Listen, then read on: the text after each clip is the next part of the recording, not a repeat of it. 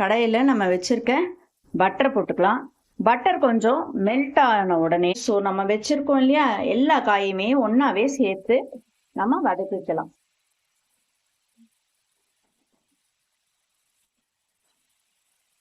இது ஒரு கேரட் கொஞ்சம் ஒரு பாதி வேக்காடு வேந்தா போதும். ஒரு ஆஃப் குக்கில் அதுக்கப்புறம் நம்ம உப்பு ஆட் பண்ணிப்போம். இப்போ இது கறிகாலாம் நல்லா ஒரு ஆஃப் பாயில் ஆகிடுது. ஸோ இதில் நம்ம வச்சுருக்கோம் இல்லையா அந்த பெரிய பெரிய மசாலா, இதுக்கு தேவையான உப்பு பெப்பர் பொடியை போட்டு ஒன்று சேர நல்லா கலந்து விட்டுக்கலாம். அவ்வளோதான். இப்போ நம்மளோட இந்த மசாலா ரெடி ஆகிட்டு இதில் தேவையான சாதத்தை போட்டு நல்லா கலந்தா நம்மளோட சுவையான கார்ன் ரைஸ் ரெடி.